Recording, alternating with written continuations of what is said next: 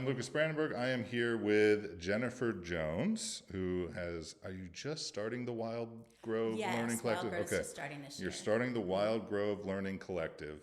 Let's just start. What is the Wildgrove Learning Collective? Okay. What inspired you to start that? Sure. You know what? Yeah. So I've been homeschooling. I have 8 kids. We homeschooled all the way through, so for about over 20 years now. Okay.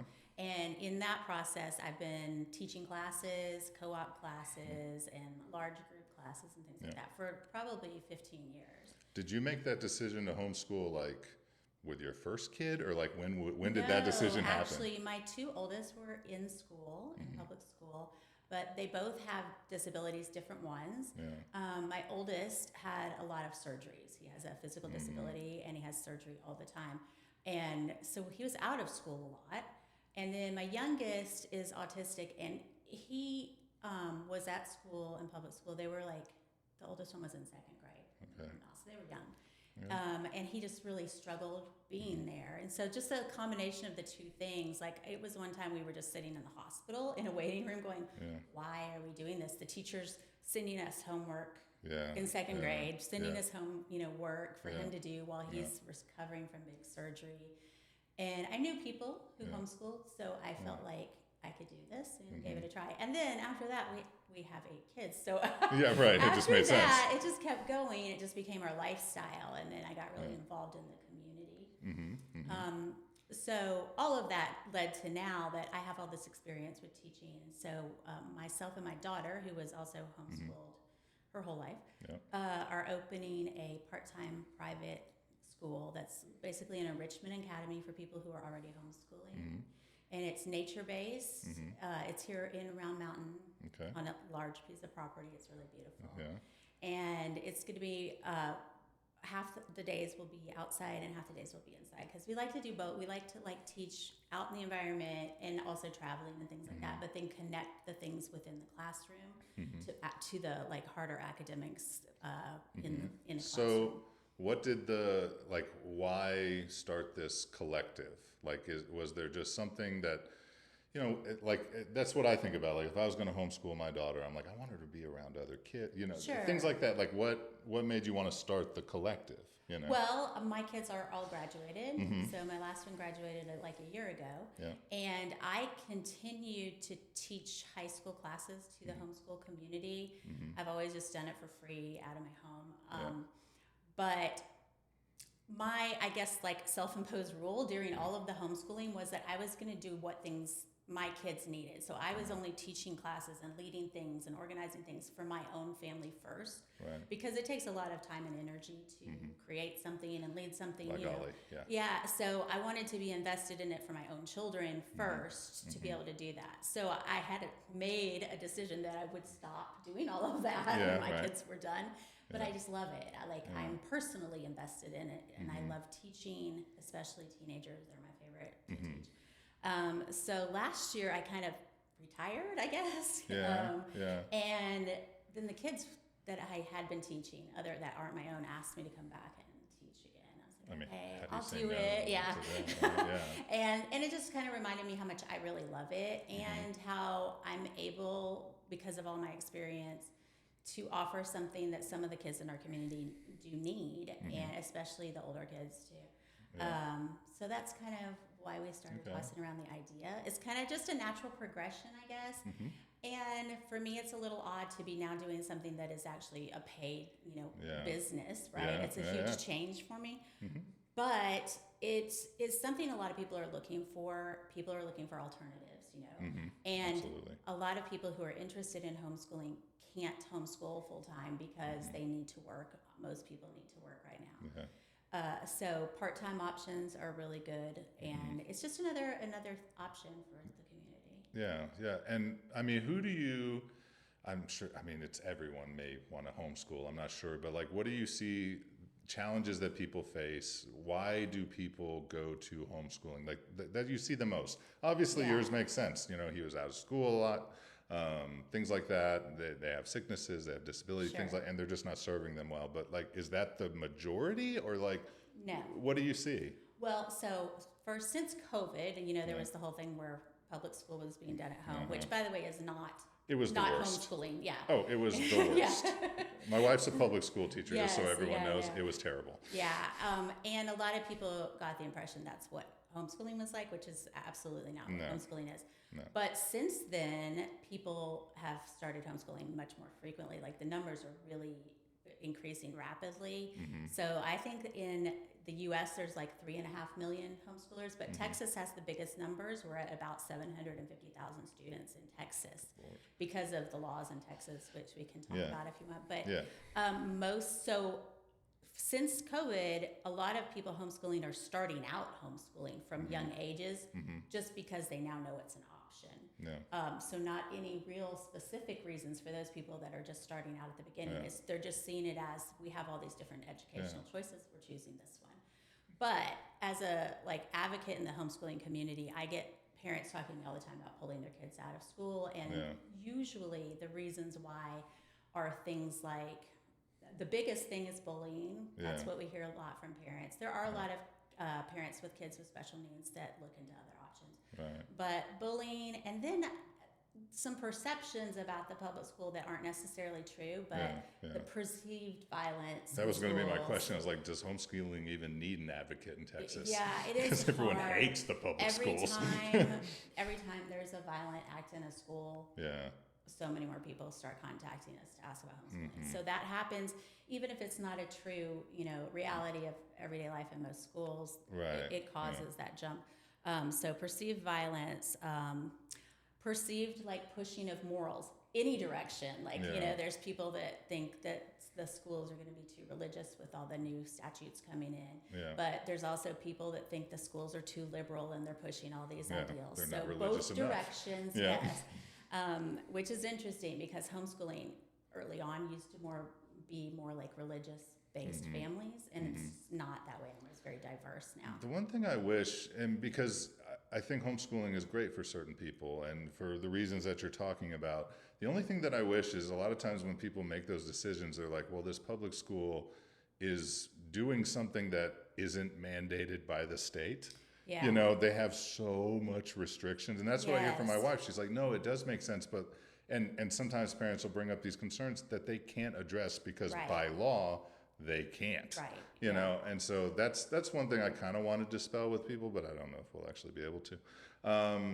What do the vouchers do with homeschooling? I know that's I know nothing about the vouchers. So first, I want to say I'm a really strong supporter of public schools. I just like the idea that we can choose whatever works for us, right? Which is, I think, the measured take. I just don't know that a lot of people think that I way. agree. I think there's probably a tendency, especially if you pulled your child out, that then you feel like public school's the enemy.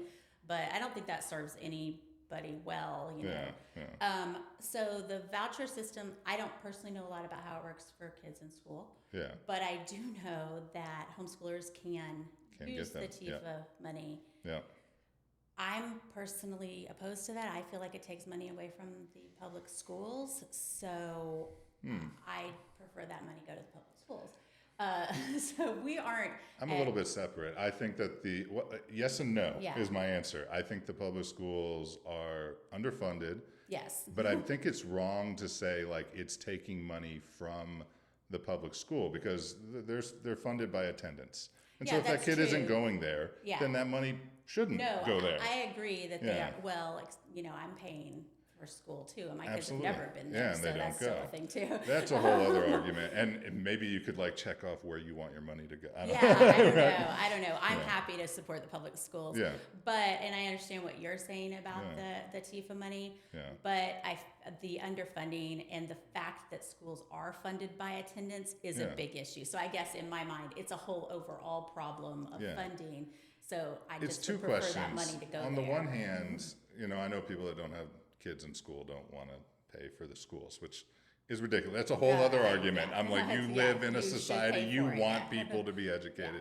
I do get that. But on the other side of it, I do think the option of people saying, well, I'm going to homeschool my kid, they should get that money and be able to help fund it and everything, because that was always a thing. It was like homeschooling was for the rich. So there are some states, homeschooling is very different in every state. There are some states where you get some kind of stipend if you're homeschooling to offset that, I guess, the tax money that you're putting in, But most homeschoolers in Texas feel pretty strongly that we don't want that money because it comes with strings attached. In most of the states that give money, it comes with strings attached. Welcome to public school. Yeah, so there's a lot of freedom in Texas with homeschooling. That's why people move here to homeschool. Yeah. There's really very few laws surrounding it. Is there any like regulation? Yeah, type so stuff? in Texas, homeschools are considered private schools. Okay. And I think people find it surprising, but private schools have almost no regulations in our state. Yeah. That's why they do better. Yeah, but I think people tend to think they have a lot. Like, if they're choosing these fancy private schools for their kids, they expect that they're being regulated in some way. But they're not required. Homeschools have the same exact requirements as a private school. Yeah. And that means we're not required to be accredited. That's not a thing Texas, like the state, does anyways. We're not required to do testing. We're not required to have attendance days. We're not required to have teaching degrees as teachers. And the only thing we're required by the law to do is to teach English, spelling, grammar, math, and good citizenship. And that's it. And how do they check that you... They don't check. They don't check, but again, like they're also not checking any of the private schools. They're not checking that they do any of that either. Yeah. It's the same thing as any other private school. They have the same requirements or lack of requirements. Which isn't a bad thing when it's someone like you running the homeschool and things like that. That the concern that I always have, and I don't know if this is something that you'll talk about a lot, is there's a lot of people that don't do a very good job, and they kind of give homeschool a bad name. I mean, that's going to happen. There's, but that's going to happen with kids that are in school, kids that are in private school. There's going to be parents that aren't following through at home, no matter what the situation is. Which I am completely okay with. The only part where I start to have a problem is that happens, and then they throw those kids back in the public school, and it's a disaster. It's hard, And then everyone yells at the public school, and they're like, well, like, I know of a kid that was like almost 20 and was reading at like a 6th grade reading level, and they were like, the high school just has to handle this. So all these resources are being poured into this because they have to take this kid that came from a completely unregulated area, and it causes friction there. So on the one hand, I mean, I'm a blue-blooded Texan, and I'm like, you don't tell me what to do, and I will do a good job. And I think most people are that way. Yeah. But then there are others that aren't. And that concerns me. And I understand that concern, but I think it's pretty rare. I think it's a very, very small percentage of people who are, saying they're homeschooling and they're not really homeschooling or things like that. And also, since you're not familiar with it, I think homeschooling, there's many, many ways to homeschool. So the way I have done it with my family is just one way. Yeah. There are people who do like school at home. So they actually sit at a desk, they do the full curriculum exactly like you do in the public school.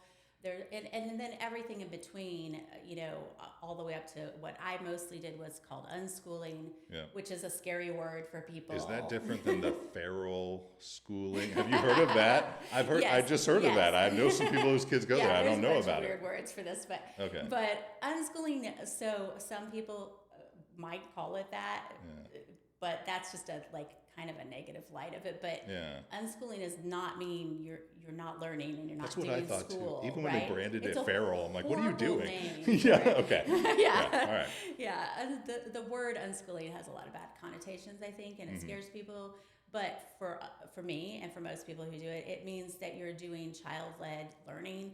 You're focusing on what they're interested in, and you're using that you follow their lead, and you fit the academics in as you go. And so you're living your life every day, and you're having all these experiences. And as the parent, your job is to facilitate those experiences so that they're educational while you're doing it. Which I think a lot of parents do regardless. Yes, it's like if you're going on vacation, you're like, oh, NASA's there. Right. You're going to go there, and you're going to, and we're going to learn these things. Yeah. And it's more, on the parents' part, it's more about like preparation.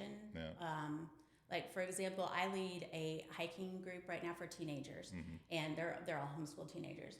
And when we go, we're not just hiking. Like, I learn ahead of time about the area that we're going to so that I can talk to them about the things that we see and the history of the place and the geology of the place. And they're having a great time. It's fun, but all of that's getting fit into it too. So you're fostering that not just the creativity, but the inquisitiveness. Yes, absolutely. Because that's what serves you in life, right? And that's what's really important, I think. For me, the goal for homeschooling my kids was for them to learn to love learning. My older son, when he was in school, was right when they were starting all the testing and stuff, and they were starting to do a lot of memorizing facts and things for the test, right? And he did not. He was so uninterested in that. He wanted to learn about history, and he was little, but those were the things he liked, So it made a difference when we brought him home and started letting him learn the things he loved to learn about. They're the kids every age, adults too. If you're learning something that you're interested in, you're more willing to read. You're more willing to do the math. It's for a project that you want to do, know. So it really encourages that, and the inquisitiveness is really important because it leads them in the directions that they're interested in too. So, and doing that sounds great. What, getting into college and things like that? Because when I went to college, they're going to look at my high school transcript. They're going to look at these things to colleges. How do they view homeschool? Actually, great. Homeschoolers overall tend to score 15 to 25 points higher on all the standardized testing. They get into colleges at pretty high rates. Most major universities have their own homeschooling admissions office so that you can find out what they require. They have some extra requirements. The testing I have quibbles with. Because you're taking, I call it Gen Pop at public schools, and so you're not comparing. It's like the private schools do better. It's do they get to say no to kids? I agree. I hear that from teachers all the time. We could throw out 25% of the kids. Our testing would look pretty good. I agree that there is that issue with the statistics. But that's certainly but the universities are very open to homeschoolers. They do usually. Do they look at your SAT they more? They require different things. So some of them will require you take extra. SAT has subject tests, which most people don't take. Sometimes it'll require you to take those extra subject tests. I have one daughter who went into the university. She's about to go to medical school. She's applying to medical schools right now, but she was unschooled her whole life. Never went to a classroom, never took a test, any of that stuff. I would feel particularly for medicine, that would be better. So, she had a lot of experiences that led her that direction. But the schools that she applied to, a lot of them required us to write detailed class descriptions. So that was just a lot of extra time on our part in the application process. But we were able to, so for example, when you're giving a biology credit on the things that you're writing about, we just wrote all the experiences she had in biology instead of this is a textbook, because we didn't use a textbook. So. Okay, I got you. Well, that makes sense. This is a businessman.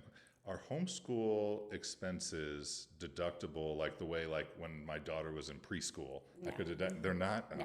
That should change. I think that should change. 'Cause, I guess the vouchers helps take that over a little bit. Well, so that's part of the vouchers that I'm seeing in the homeschool community that I am bothered by is that you can use the vouchers for gymnastics class and taekwondo class and all these things because they're considered educational expenses in your homeschooling.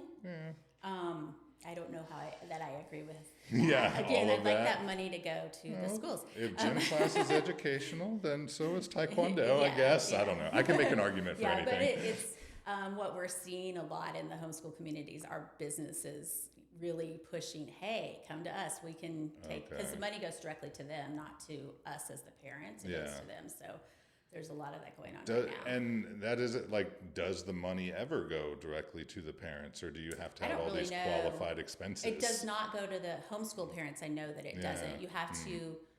You have to purchase things that they have already said you can purchase. You have to, if you want curriculum, it has to be on their list of approved curriculum and things like that. So that's another issue that homeschoolers are having as far as I don't know if I want to do what the state says I have to do as approved, or if I want to choose other things. Okay, that makes sense. How do you come up with your curriculum? Like, what do you do? Is there just like a service or? Okay, Like, so yeah. you can buy like boxed curriculum that's Yeah. like grade level sequential Mm-hmm. curriculum. Mm-hmm. I don't do that. I don't Yeah. have a curriculum per Yeah, se. you kind of set it up yourself. Yeah, we pull Yeah. in things as it's going. So Yeah. if my child's interested in learning a certain topic, I just go and look for resources on that topic and Yeah. try to find free stuff, for What the about, most part. And how do you get your child interested in math? Like, that was because so, I'll preface this. yeah. I went to an elementary school in Austin, and my mom might disprove some of this, but they kind of had a thing of like, we'll teach the kids when they seem interested in it. right. And when I got out of third grade and I moved to Burnett, man, I was killing it at writing and reading. My math was abysmal Yeah. because I hated math. Yeah. So how do you like? I don't like math. Yeah, I don't either. So like, how do you get your kids? How do you do that?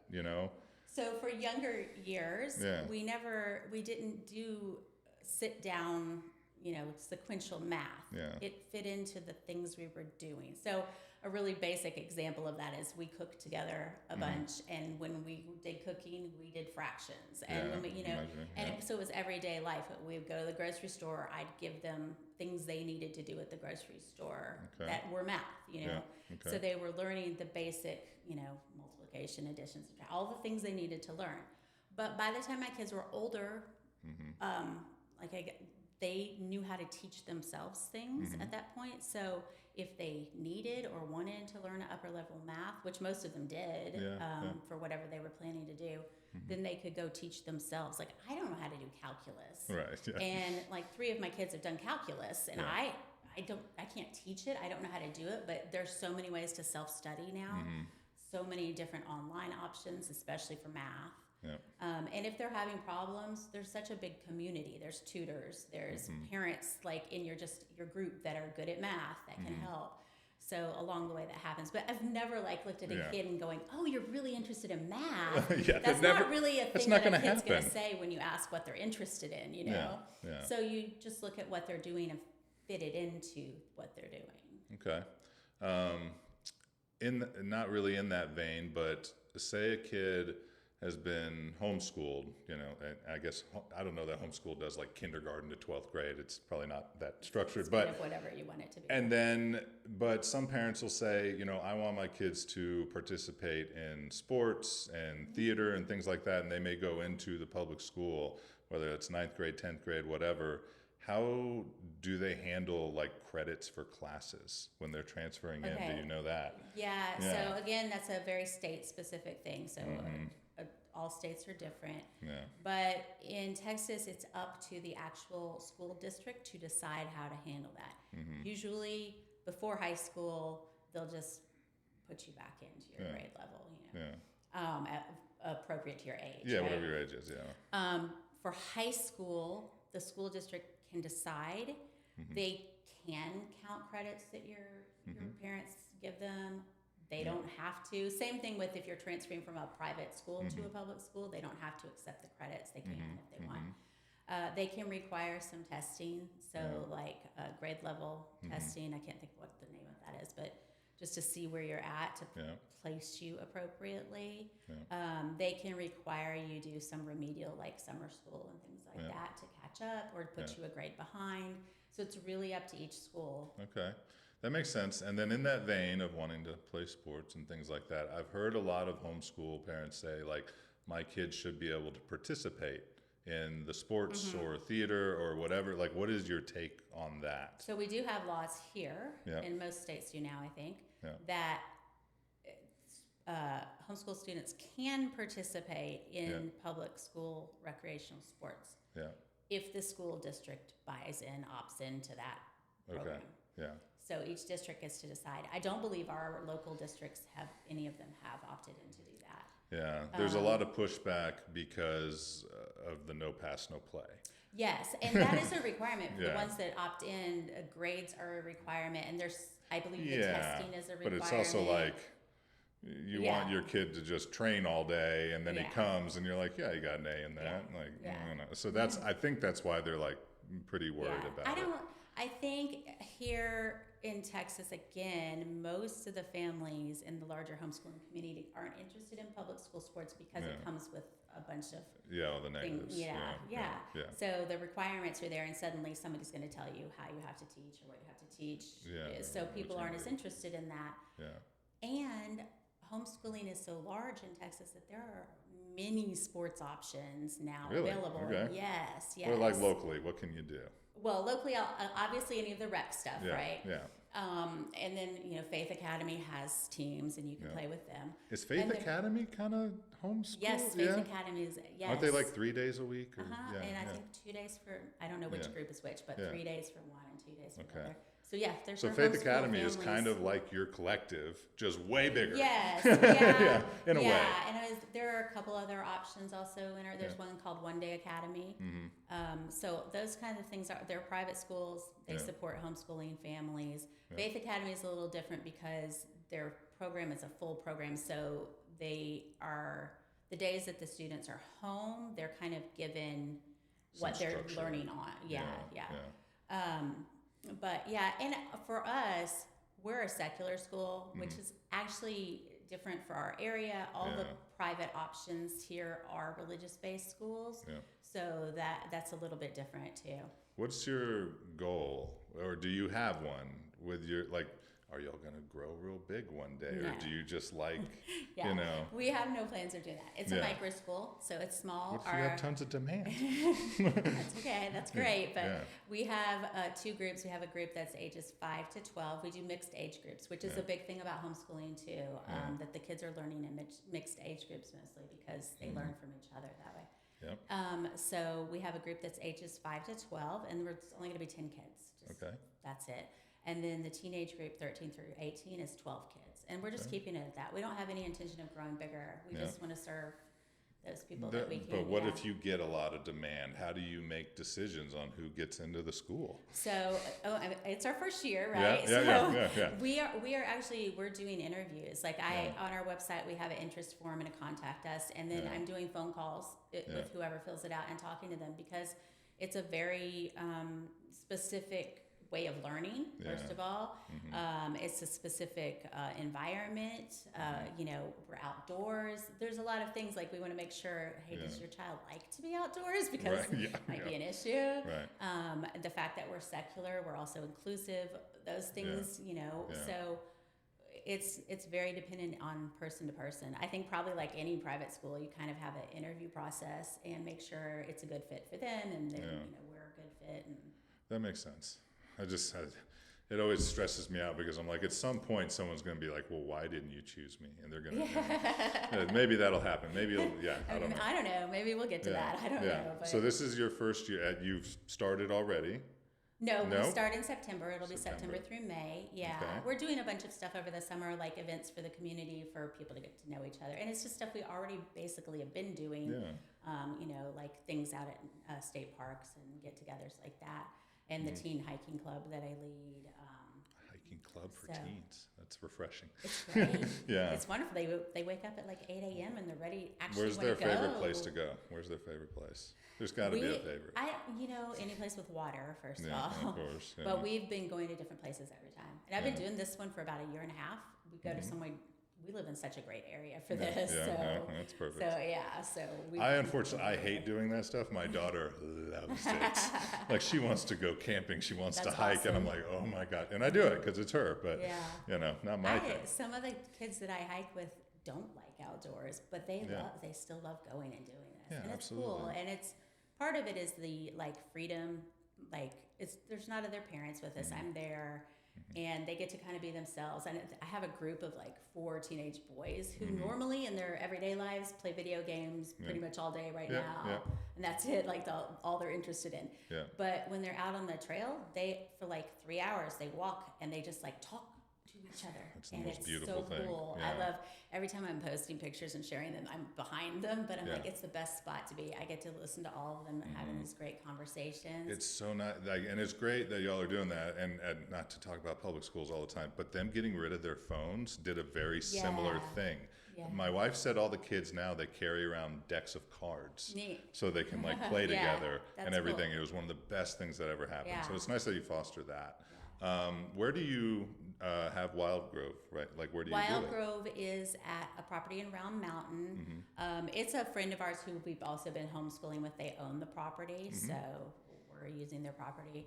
Like what kind of, what are we, like what are the facilities? Like what's it like? So, well, the outdoors is just like Yeah, of woods. It's course. Texas nature. But it's storming. You know? What do y'all do? And then we have a large building that we're putting up that's just generally like warehouse kind of building. Yep. But it's Build it out just any a way you normal want. classroom inside of it. Yeah. Okay. But even in our classroom situation, it's still child-led, still hands-on, not a traditional type of schooling. Which is why you're keeping the numbers low. Yes, so you of can focus. Yeah. And you're doing this with your daughter, right? Well, Yeah, one my of your- daughter Avery. How many daughters do you have? I have 3 girls and 5 3 boys. girls. Yeah. It should have been switched. Girls are so much better. Anyway, okay. So Avery, you know, what has she done? Why, you know, how did she get into this? All this. So Avery is, first of all, she's a mom of 2. She has 2 little ones, and they're 2 and 3 now. Okay. And she's homeschooling them as well. She was homeschooled her whole life. She, pretty early on, her big interest was yoga when she was little. Nice. And her following her, you know, love of yoga, she actually opened a yoga studio here when she was 16 and ran it for a few years. Love like the had entrepreneurship employees and all that stuff. I love it. Yeah. And really, I know when we talk about this stuff, people are like, yeah, I'm sure their parents did this for them and stuff. And it's not. It's just that we supported her journey, you know, and helped her figure it out. Yeah. But so she's been teaching kids since she was 16. When she was 16, she was teaching little kid yoga classes. And then she was always one of the people in our homeschool community that was like the welcomer, like the person that was like bringing people in and getting kids interested. And since she's had kids, she started her own local community groups for preschool moms. And so she has, and she also has taught preschool and elementary classes at our co-op classes with the homeschool group. So was this like something you had an idea to do this, or she came to you and was like, we should do this, Mom? This was my idea, but we've talked about it off and on a lot. At first, that we would just love to work together. We like spending time together, and we are pretty similar in the way we teach things and approach stuff. So, and at the school, we'll be working with the younger group. It'll be both of us teaching them, and the older group is just me. Okay. Are there any of your other kids like, you know what, this sounds kind of cool? I don't know. They're generally unimpressed with anything I do because they're my kids. That's the way it's supposed to be. Even if you are impressed, you should be unimpressed. Yeah, no, you but can't let your mom they're win. being super supportive. They are not surprised at all. They're like, of course you are. Okay. And so you started interviews for students at this, like, has that already started? Yes, like, yeah. We only have 4 spots left in the younger group. Okay. And then we have 6 spots left in the older group. The older group. I feel like it's going to get filled pretty easily. So I'm pretty sure the younger group will fill up pretty well. It's harder with the teenage group to reach out. I mean, to reach the parents, and because they're just harder to find. Yeah. But it's also harder to convince parents of older children and even the teens themselves that doing something that's not traditional is going to be okay, that it won't mess up their lives, and that it'll be okay. It feels like it would be easy from what I hear from parents at the high school, but I don't know. What do you see as far as kids like coming in? Are most of them already homeschooled, or are you getting kids out? We've had some both. You've got both. Okay. Yeah. The kids that are enrolled right now, all of them have been homeschooling, I believe. Yeah. But we have done some interviews. I've done some interviews with families who are interested who are not homeschooling, which is because I see a huge rise in that, and it's all anecdotal, but it feels like it was interesting talking to them because I can't just explain what we're doing at Wildgrove. I have to explain what is homeschooling. Yeah. That's a lot to take in. Yeah, for sure. So that's hard. Well, and as a parent, like for me, if I was going to do it, I'm like, what are my responsibilities in this? And so like I would immediately want something like what you have. Yeah. Like there's some structure somewhere I can get some advice. but then I'm also like, well, I'm working, like, how do I do, even like Faith Academy, that's Yeah. always a thing. And that's an you know? important thing, because even if your child's coming and learning with us 2 days a week, Yeah. you are still the homeschool parent. You're Yeah. still the one responsible for their Yeah. education. You'll Yeah. still be doing their transcripts and things like that when they're older. Mm-hmm. So, yeah, we're not the responsible party as far as the state is concerned in their homeschooling. It's just an enrichment program. Which is one of the reasons I was asking about the vouchers a lot, because I think a lot of people would love to go that direction, whether it's the mom or the dad that gets to stay home and do these things. Mm-hmm. They just can't. Yeah, and that is a problem, because homeschooling itself isn't expensive. Mm-hmm. But I mean, you could do it for free if you're going to use the library for all your resources, or online free things. I've seen Matilda. You can do that, yeah. but if you don't have someone who can be at home, then that makes it more difficult. Now, there are people who are more and more finding ways to have both parents working and still do homeschooling, and it's challenging. But one of the things about homeschooling is there's a lot of flexibility. You don't have to school the normal hours. Or the normal days, or the schedule can be whatever works for you. So parents can, alternate shifts and things like that. So I had an employee whose kids were homeschooled, and she would do it after work. Right. They do from like 5:30 to 9. They would do all their stuff. And it worked out really well. I mean, one of her kids actually transferred into public school, and she does great. Right. It's impressive. It does take less time too. Yeah. Even if you're doing a set curriculum at home, it's far less time than a full day at school.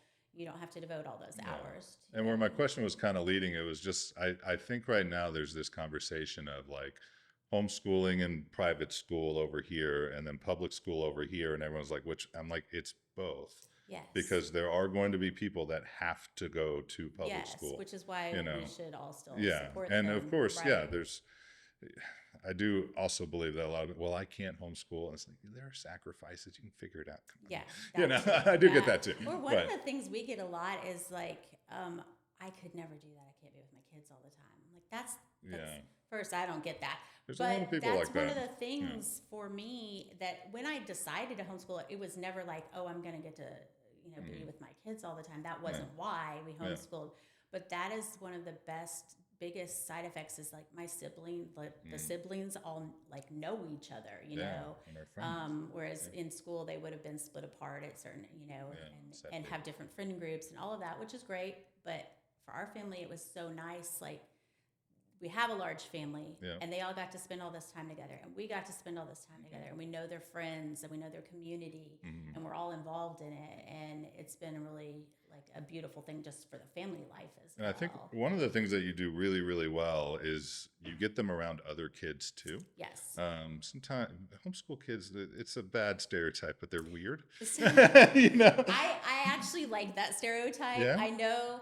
So first of all, socialization is always a question people ask. It's not a problem. There's a million things going on for homeschoolers everywhere. Yeah, you can be in sports, you can be in classes, you can go to like park days and co-ops, and we have proms, and we have dances. You have and proms? Yes, proms. Where do y'all proms. Where do y'all? Yeah, you get to go to a bunch. No, so then really. the dress is actually worth it. We've gone to proms in Austin. We've held a prom out here with the Texas Hill Country homeschoolers. Like, there's all those normal, typical school day things, the extras, like we do field day every year. We have science fairs. We have all of that you can find for homeschoolers. So socializing isn't really an issue. The weird thing I find funny, because I kind of embrace that as homeschoolers, like, they're different. I want my kids to be different. Absolutely. I don't want them to feel like they have to look like everyone else and talk like everyone else, and and I want them to be making their own decisions about their hair and their whatever, their likes and their dislikes. So sometimes people think they're weird, and I'm okay with that. Well, and I absolutely agree with that, because even when I went to college, I was around people that were homeschooled, and the thing that always like kind of breaks my heart a little bit, for kids that come out of public schools, they'll say, they'll go to college and they'll be like, oh, it's like the first time I felt like I was at home. And it was like, and you were considered one of the weird kids, but then you go out into the real world, you're not weird at all. Right. You're just curious, and you like to do these things, and maybe, I don't like that stereotype very Yeah. much, because most homeschoolers I meet are not weird. Yeah. If they are, They're it's generally probably different than what, it's still not mainstream. Yeah. But you are meeting, people are meeting more and more Now, homeschoolers every day. I know parents are worried that they'll like make their kid weird, Right. and so they're like, what do parents do? Like, they're thinking about doing this homeschool thing, and like you said, there's all these groups and there's all this stuff. How do they find all of this? So in our state, that's one of the issues starting out with homeschooling, is that we have so much freedom that it's overwhelming. I think at the beginning, there's so many choices. It's literally whatever you want to do. You're looking for guidance, right? So there's groups like I run the Texas Hill Country Homeschoolers. It's a big group on Facebook. There's about 4,000 people in that group, and it's all the like surrounding communities. And I started that in I think 2011 when my kids were little, because we wanted to find people out here to homeschool with it, because the community is really important, especially if you're a parent at home with your children homeschooling. It could be lonely if you're not in a community. Are there people that I'm running homeschool on this day, and then they go over to these people on this day? Do people do that? Yes, I always thought there's all different kinds of co-ops and classes. People hop around like that all the time. Okay. But locally, so the Texas Hill Country Homeschoolers is really large. So if people are starting homeschooling locally, that's a good group to join, to ask questions and stuff. And then we often hold Homeschooling 101 meetings for parents to talk about things like the laws, how to get started, how to pull your child out of school if you're doing that, things like that, just the basic steps. And then you give an overview of the styles of homeschooling and all the different options and styles. Okay, that makes sense. Now, you've spoken at homeschool conferences and things like that. What's a homeschool conference? How does that even happen? Right? Because you're just you're a mom who homeschools. Yeah. How do you get to speak at a conference, and how does that even get organized? So I've been organizing community basically for a long time. So I'm been involved with that for a long time, building community.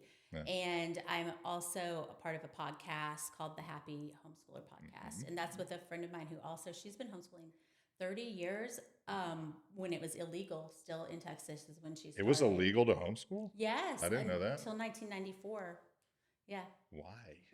Just our state. Yeah, it just was.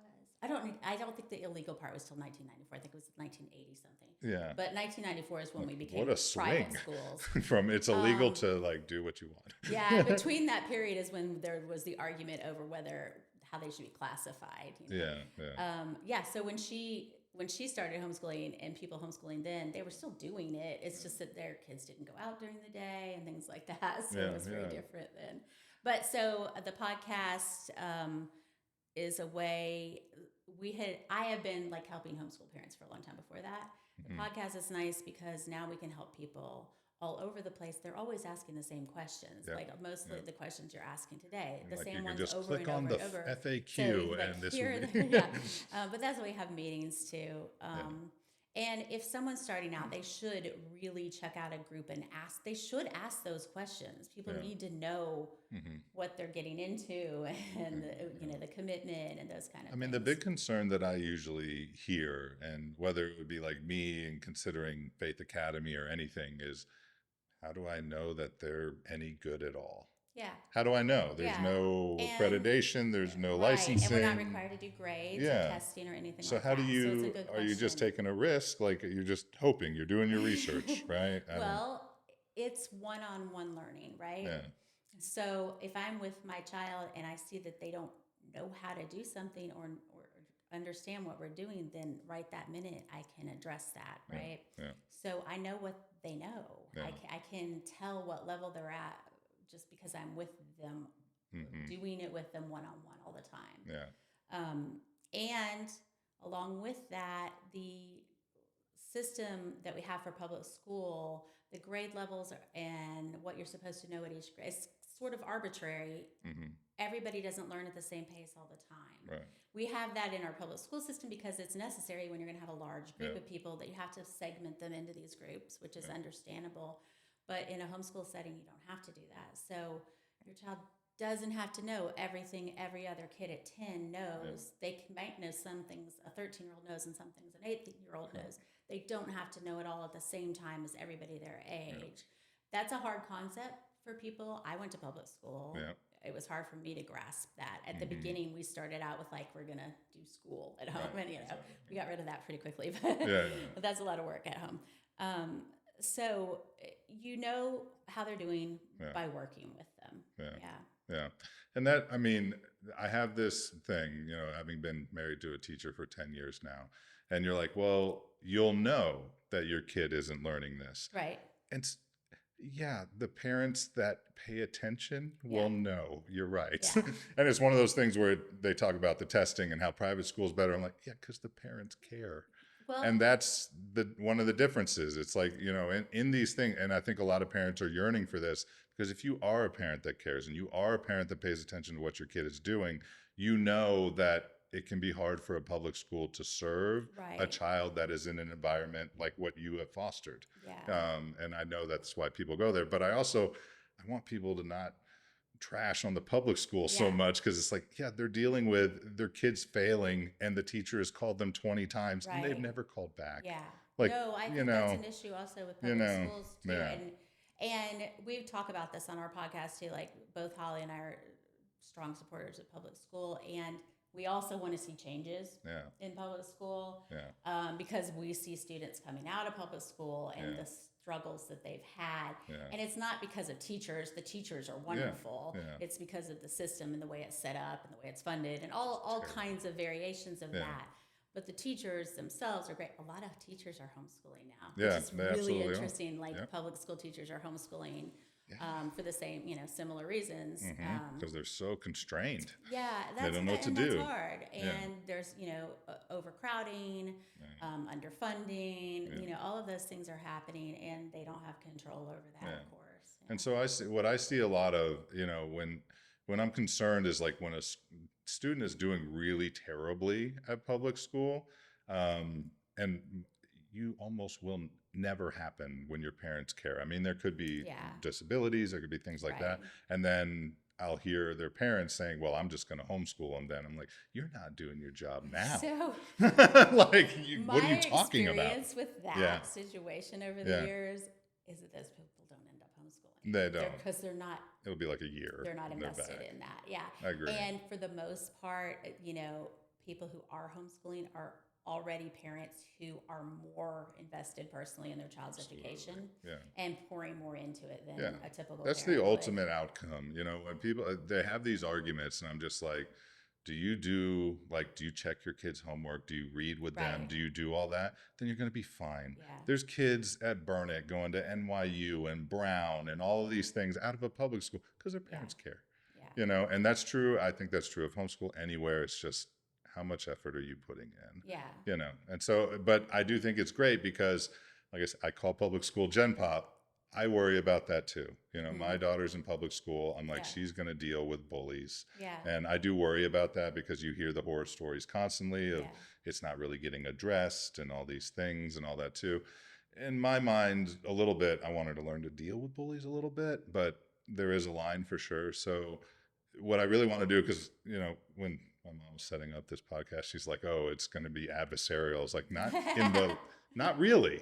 The enemy is not homeschool to public schools and it's not private schools and vice versa. If you're the type of person that your kid has to go to public school, then your enemy usually is the state for the most part. That's true. And I think there's too much infighting among a bunch of people that really care about the kids, whether it's the homeschool parents or the public school teachers and all this. There's so much infighting. I'm like, you want the same thing. Yeah, and also, let's be honest, we need different choices because absolutely. We can't, right now as we are, we can't school everybody. No. We don't have the funding, the space, the school, the environment, the teachers. We don't have room to put everyone in public school, even in our own community here. If we didn't have all these alternatives, where would all those kids go? Like, we don't have that, right? Yeah, absolutely. So it's important in that aspect as well. But just as parents, I feel strongly we should have the choice to educate our kids however we want. Yeah. That's not true in most states, though. That's really something we do here. And on our podcast, we've been doing a series of different states' laws, and we've been fascinated by it because it's so different. But there are some states that are very, very strict. You have to do grading, you have to do testing, you have a person that oversees you and checks in on you. And a lot of people feel like we should be checked in on here. But in reality, it's not really how it works. It wouldn't have changed anything that you were doing here if you were checked in on, because of our requirements. And so I know why they say that. And I do believe that it's also like, it's outliers. Like one of the big concerns was like, schools do a lot more than just teach. Yes. They look for abuse on kids and things. Right. And it can be quite a nice thing for an abuser to just homeschool, you know? Sure. And so people do worry about that and wonder maybe we should have some regulation on that. And what is your views on that? Like if you had a gold standard of something like, this is something maybe that should be checked on, maybe something that should be regulated, maybe licensing or something, like what should happen at some point? Because I feel like if they're going to make these laws, they might call you sometime because you're so involved in all this. I'm not sure that I think there needs to be regulation. Yeah. I've heard the, argument about kids being abused. Yeah. Again, that's kind of it's like happen. It's going to happen. It's going to happen to kids that are in school. It's going to happen no matter what. Those parents are going to end up doing that, whatever the environment is. And again, they're less likely to be pulling their kids out of school to homeschool because they don't want to homeschool or have their kids around most of the time. They pull them out and they don't homeschool. Things. Yes, they don't homeschool them. You're right. But I don't personally know of any actual legal cases in our state where that has happened. Yeah. I'm sure there's some, but it's not an issue that's big enough. It's also not about education. There's going to be little issues you can find with anything, but it has nothing to do with the educational options. Right. And our schools, even though that is a side benefit of being able to see the kids and stuff, that's not why we have public school. That's not why you're sending your kid to school. So it's not really a relevant, I agree. Concern. Absolutely agree. I do. And I do think there are side cases. I probably disagree with much of my in-laws and everything. They're all teachers. Yeah. Right. But you don't want to address this comparatively small thing to the detriment of the school, the education. Right. Like, and that's one of the problems I think that happens in public school is you do have to address all of these things because people bring lawsuits and they go nuts and da-da-da. And so they do have to, and it is to the detriment of the education. And I don't want to see that happen in the homeschool and private school sphere. So I agree with you on that. See, I'm not adversarial, Mom. But honestly, a lot of people are not familiar with homeschooling. Yeah. And so there's a lot of assumptions about it. Yeah. And, since I've been involved in it so long, people think like, okay, sure, you do this, but what are the other people doing? But I've seen all these other people. Like I've seen thousands of people over the years in this homeschooling community in the last 20 years. And I've seen them all doing it differently. Everybody's doing it. Some people aren't great at it. Yeah. Some people are really great at it. But that's just like life. That's life. That's how it works. Anyways, right? Yeah. But what they are all doing is making a choice for their kids that they feel is the best for their kids. And I think if there was a time to do it, it would be now. The amount of resources at your fingertips at all times is insane. Yes. Do you ever think that there's just going to be like a AI teacher that? Sure. Yeah. Already. I mean, I don't know. Are you familiar with Khan Academy? I know the schools use it some too, but like the Khan Academy AI tutor that they have now is amazing. It's incredible, right? So good. Yeah. So will there even be like, and that's my thing. I was like, we're so constrained in our thinking. I was like, is there even going to be like schools someday? Like you'll just get a little box that does everything. And that's a great question because if you look at the history of public schooling in our country, it's pretty short. Like I think it's like 150 years since we've been all required to have public schooling. And the purpose for what it was created for is not the purpose it serves now. And it wasn't really a very great purpose when it was created. So that's a short period. We're still trying to figure out what we're doing, I think. And I think education is constantly evolving, right? Depending on everything else that's evolving and what our kids will need in the future. And that's hard to keep up with in any environment. The schools, it's hard at home, Because that's what I think at some point. This is my conspiracy theory. I love conspiracies. Is that there will not be public school. There will be things this is Texas. We're still going to play football. All right. Yes, of course. Like we're still going to have volleyball. We're going to have basketball. We'll have those things. But I don't know I feel like the school will just be done in your home. As soon as we can get internet everywhere, there'll be a screen and a box and Yeah. a tutor that is made for your kid, Yeah. and that's what'll happen. I And there can see won't be, that. I don't love that idea yeah, because I don't. There's already kids, some homeschool families, yeah. some public school families who are doing completely online schooling. Mm, I don't love it. The I don't kids are know sitting that in front of the computer, 6 hours a day, and that's all they do. And that is when with the questions of like socialization and experience and things like that come in. Which is why with me, like I, I don't have rules on tech with my kids, but we didn't yeah, really need them because we were out doing things yeah, and following their interests yeah. and living life and not sitting at home Mm-hmm. doing that. So which is why the COVID schooling stuff gave Yeah. homeschooling kind of a bad image with that because that's not really That's not it. It's homeschooling not at all. yeah. The And te- they might learn facts Yeah. and pass a test, but Yeah.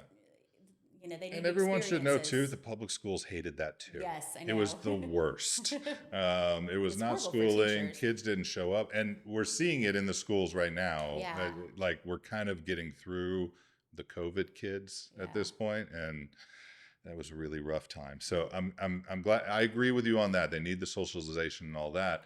And in that vein, I don't know why I care about sports so much. I'm not that big of a sports guy, but if there was, I do believe there should be at least a path. And in my opinion, the standards that the existing athletes adhere to for the state and with their grading and everything, I think that should happen with the homeschool kids too. Mhm. Now, there are tons of arguments about those standards and grading and whether or Yeah. not they should be what they are. I'm actually But fine with that too. Yeah. As long as, it's an opt-in situation. So Yeah. if you're a homeschooling parent and you don't want to Yeah. do that, then you Yeah. don't do it. You're an options girl. You, Yeah. like just give Always. the Yeah. option. Yeah, don't Yeah. make the decision. That makes sense. And funny thing about the sports question Yeah. is whenever we hold those like parent homeschooling 101, Yeah. always every dad in the room is like, what about football? Yeah. Like that's Yeah. and oddly, like the questions are never about academics. All the beginning questions are always socialization, Mm-hmm. sports, dating. Yeah. Like, how's my kid ever going to get married? Things like that. I'm like, this is not an issue. Not that hard. And then later in the evening, they ask about academics. I'm like, okay. I went to public school, I went to college, and I still met my wife on Match.com. Okay, like it's not like what? Yeah. It's not the dating game at school. It's hilarious But though. I do think homeschoolers could do a better job of supporting public schools communities Yeah. as well. There's a tendency, especially if you pulled your kids out and you're like, the public school was bad for my kid, which Right. is fair to say Yeah. it didn't work for your kid and Yeah. that there were some things that weren't great. There's some things that aren't great, Yeah. But I don't like the message to our kids that this is a bad thing because there are people who need this system. Yeah. And so we should support it because as a community, we do want educated kids to come out. We Yeah. want healthy kids to come out. So I think it's important that we all actually support all types of schooling for that reason. Absolutely. Yeah. And I just don't really listen to the people for the most part that like the taxes thing, where they're like, oh, I got to Yeah. pay taxes. But I'm like, that's the same guy that's That's mad they silly, can't yeah. make change for him. Like they're just, it's the worst. So I really try to tune all that out. And I think your measured approach is the way most people view it Yeah. and talk about it. And the more, like, I'm glad you have a podcast and it's just becoming bigger and bigger because the more people, I don't want to like gas you up too much here, but people like you are out in the community and can have a voice, the better things are for all of us. So I appreciate you coming on this podcast and talking to me about it. And hopefully more people will, get into that Facebook group. They'll listen to your podcast. If they're curious about homeschooling, they'll get good information about it. And it won't just be about trashing public schools. Anyway, yeah. So thank you very much. And, You're welcome. yeah. If you need, just tell them one more time, how do they look into Wildgrove? How do they get in contact? Okay, so for Wildgrove, we do have spots left, and it is the website's wildgrovelearning.com. No one does the WW anymore. I don't know that. Wildgrovelearning.com. That's what it is. You have a few spots left. Yeah, we have some spots left for both age groups. And then for Texas Hill Country Homeschoolers, it's just on Facebook. Okay. And that's a great place to start if you're going to homeschool. And the podcast is the Happy Homeschooler podcast. The Happy Homeschooler. And it is anywhere you stream things. Yeah. Spotify and everything. Yeah. I know. I was so jealous when I saw it was on Spotify. I'm like, this is so legit. It's cool. We've been doing it for 5 years now. So and we do it 2 to 3 times a month. So it's beautiful. Okay. All right. Thank you, Jennifer Jones. Yeah.